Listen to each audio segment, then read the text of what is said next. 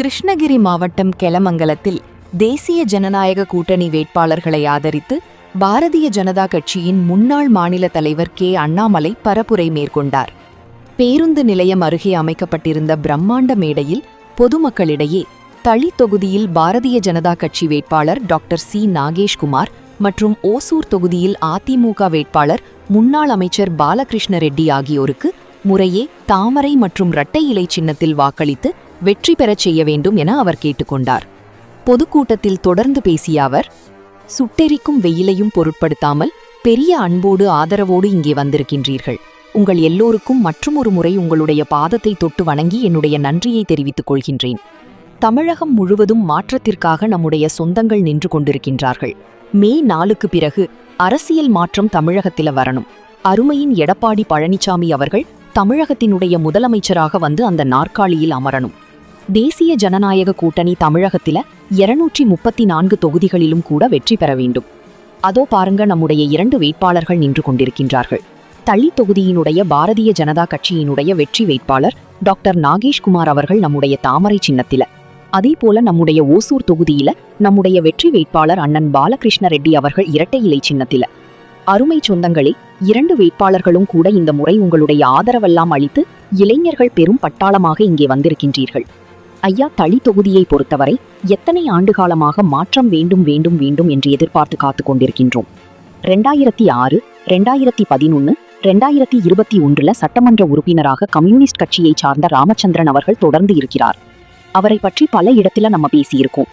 ஐயா, இன்னைக்கு தளி தொகுதியில ரவுடிகள் தொல்லை இல்லை, எம்எல்ஏ தொல்லையாக இருக்கு. தளி தொகுதியை பொறுத்தவரை ஒரு சட்டமன்ற உறுப்பினராக சட்டமன்ற வேட்பாளராக இருக்கக்கூடிய திரு ராமச்சந்திரன் அவர்களை பாருங்க. தமிழ்நாட்டில எங்கேயுமே இல்லாத அளவுக்கு 2 கொலை வழக்கு, 4 கொலை முயற்சிக்கான வழக்கு, 2 murder case, 4 attempted murder case இருக்கக்கூடிய ஒரு வேட்பாளராக தளி தொகுதியில ராமச்சந்திரன் இருக்கார். ஐயா, உண்மையை சொல்ல வேண்டும் என்றால் ராமச்சந்திரன் என்று சொல்வதை விட ரவுடி ராமச்சந்திரன் என்றுதான் சொல்ல வேண்டும். அந்த அளவுக்கு அவ்வளவு பிரச்சனைகளை மக்களுக்கு அவர் ஏற்படுத்தி இருக்கின்றார். ஐயா, இந்த முறை மாற்றம் வர வேண்டும் என்றால், நம்முடைய மாவட்டத்தில மாற்றம் வர வேண்டும் என்றால் 3 விஷயங்கள் தேவைப்படுகின்றன.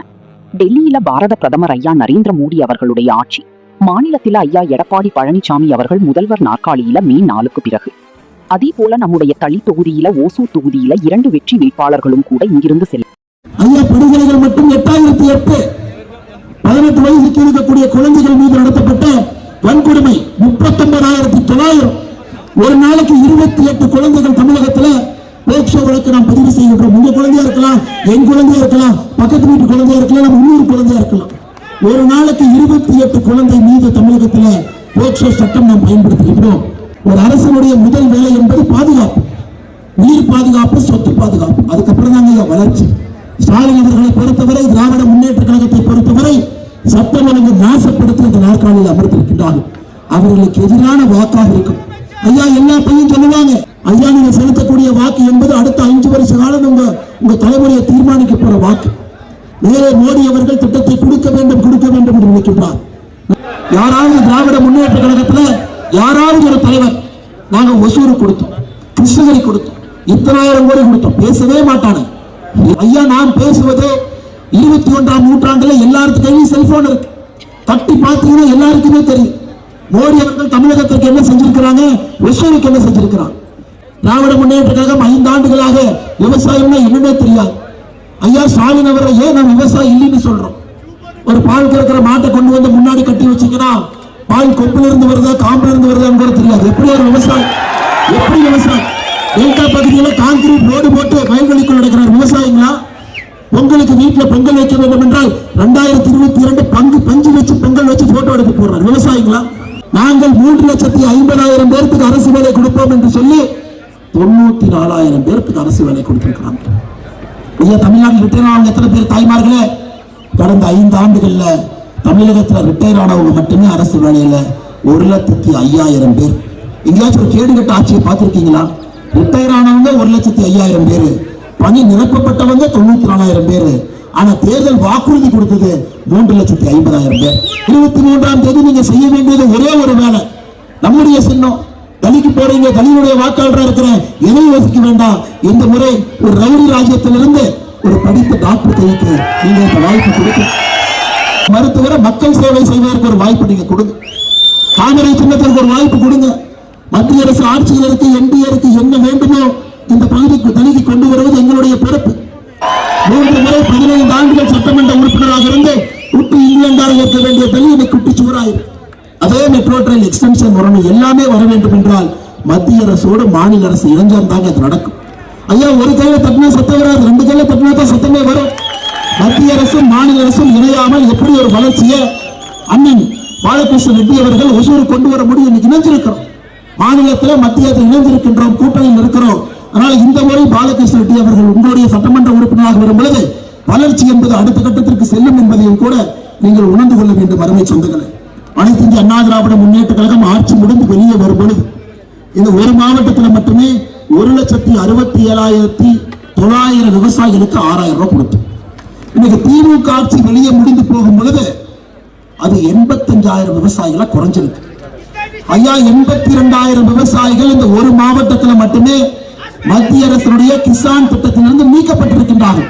எதுக்கு நீக்கினீங்கன்னு கேட்டா, ஆதார் கார்டு இல்ல இணைக்கல, ஆதார் கார்டு பேங்க் அக்கௌண்ட் இணைக்கல, கூட்டுப்பட்டா இருக்கு இணைக்கல, கூட்டுப்பட்டா இருக்கு, கூட்டுப்பட்டாவுக்காக நாங்கள் கொடுக்க மாட்டோம் என்று சொல்லி 82,000 விவசாய பெருமக்களை இந்த ஒரு மாவட்டத்தில் மட்டுமே பாரத பிரதமருடைய கிசான் சம்மான் நிதியிலிருந்து நீக்கி இருக்கின்றார். ஆனா இந்த முறை மத்திய அரசு மாநில அரசு இணைகின்ற காரணத்தினால இதனுடைய வளர்ச்சியை அடுத்த கட்டத்துக்கு எடுத்துட்டு போவோம். ஐயா, இன்னைக்கு நான் உறுதி சொல்றேன். இன்னைக்கு பாருங்க, உதாரணத்துக்கு நாம எல்லாம் இங்கிருந்து அவசரமா போனா கூட ஒரு தனியார் விமான நிலையத்துல அந்த தாள் இதுக்குள்ள நம்ம போகணும். இன்னைக்கு ஒசூருக்கு தேவை ஒரு உலக தரம் வாய்ந்த ஒரு விமான நிலையம். ஒசூருக்கு தேவை, எந்த மாற்று கருத்து இல்லைங்க. பக்கத்துல சர்வீஸ் பண்ணணும். மாநிலத்திலிருந்து ஒரு ப்ரொபோசல் கொடுப்பாங்க, தப்பா கொடுப்பாங்க. மெட்ரோ வேறும் கொடுப்பாங்க, பேசிக் டேட்டாவே தப்பா கொடுப்பாங்க. திராவிட முன்னேற்ற கழகத்தை பொறுத்தவரை வளர்ச்சி வரக்கூடாதுன்னே மத்திய அரசுக்கு டிபிஆர் தவறாது. ஒசூரை பொறுத்தவரை நம்முடைய சட்டமன்ற உறுப்பினர்கள் இங்கே வரட்டும், அவர்களோடு இணைந்து மத்திய அரசோடு பேசி உங்களுக்கு அந்த மெட்ரோ ரயிலுடைய எக்ஸ்டென்ஷனாக இருக்கட்டும், வரக்கூடிய விமான நிலையமாக இருக்கட்டும் என இளைஞர்கள் அடுத்த கட்டம் சிந்திக்கிறார், படிக்கிறார், வேலை வாய்ப்பு உருவாகி கொண்டிருக்கிறது, தொழிற்சாலைகள் வருது. இதெல்லாம் கனெக்டிவிட்டி ஐயா, கனெக்டிவிட்டி.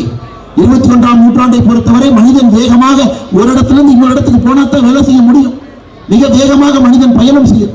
அது அரசினுடைய கடமை, அந்த வேகத்தை அதிகப்படுத்துவது. அதையும் உங்களுக்கு செய்வோம் என்று சொல்லி மேலே இருக்கக்கூடிய எல்லா தலைவர்களுக்கும் கூட இந்த நேரத்தில் நன்றி இழந்த வாழ்த்துக்களை வணக்கங்களை தெரிவிக்க வேண்டிய நேரத்தில் நின்று கொண்டிருக்கின்றேன்.